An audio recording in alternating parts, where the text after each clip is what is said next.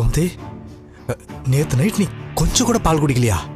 இல்லங்க, பாலை டம்ளர்ல ஊத்தலான்னு போனப்ப கை தவறி மொத்த பாலும் கீழே கொட்டிருச்சு. ஏய், அறிவு இருக்கா உனக்கு? சின்ன குழந்தையா நீ? பாத்திரத்தை கூட ஒழுங்கா பிடிக்க முடியாது உன்னால? டேய் கோவப்படாதடா. ஏங்க, கை தவறி பாத்திரத்தை கீழே போடுறதெல்லாம் சகஜம் தானே? அதுக்கு போய் ஏன் இவ்ளோ கோவப்படுறீங்க? இல்லம்மா, நேத்து நைட் நீ எதுவுமே சாப்பிட்டுருக்க மாட்ட. பாலும் குடிக்காம படுத்துட்டா உன் உடம்பு என்னத்துக்கு ஆகுது? அந்த டென்ஷன்ல தான் கத்திட்டேன். சாரி. இப்பதாங்க எனக்கு ரொம்ப பசிக்குதே. சீக்கிரமா போய் ஒரு பால் பாக்கெட் வாங்கிட்டு வாங்க. மறுபடியும் முதல்ல இருந்தா. தம்பி, மறக்காம எறும்பு மருந்து வாங்கிட்டு வாங்க. ரொம்ப முக்கியம். வாங்கிட்டு வரேன். முதல்ல எலி மருந்து வாங்கிட்டு வந்து உனக்கு கூட்டுறேன். வாடா, வந்து தொலைடா.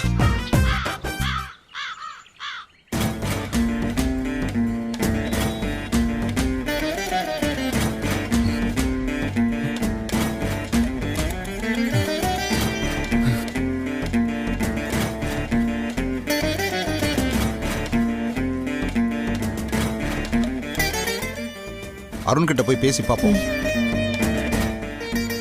சுந்தர்,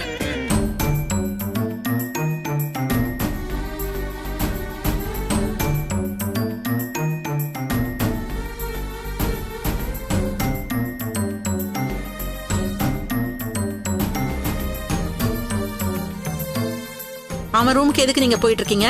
இல்லக்கா, ரெடி ஆயிட்டானான்னு பார்க்க போறோம். அத பாக்கிறதுக்கு யாராவது ஒருத்தர் போனா போதாதா?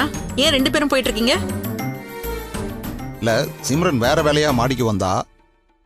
இப்படி எல்லாத்துக்கும் சந்தேகப்பட்டு கேள்வி கேட்டா எப்படிக்கா?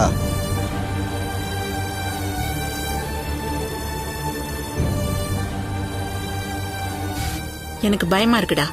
நீ, சீதா, சுதா எல்லாருமே ரஞ்சிதாவோட ஆளுங்க தானே? ஒரு சின்ன சந்தர்ப்பம் கிடைச்சாலும் அருணை குழப்பதான் பாப்பீங்க. அண்ணி, அப்படியெல்லாம் இல்ல. நாங்க என்ன சொல்ல வரோம்னா, வேணாம் சீதா, அவங்கிட்ட நான் என்ன சொன்னேன்னு நீங்கெல்லாம் கேட்டீங்கல்ல. நான் சும்மா பயமுறுத்துறதுக்காக இத வச்சிருக்கேன்னு நினைச்சீங்களா? இந்த கல்யாணம் யாரால நின்னாலும் சரி, நான் விஷம் குடிக்கிறது நிச்சயம். என்ன அந்த முடிவுக்கு கொண்டு போயிடாதீங்க.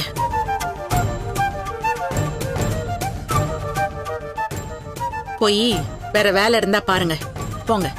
விஷத்தை காட்டி மிரட்டி தான் இந்த கல்யாணத்தை நடத்தணுமாக்கா? ஏங்க வாங்க.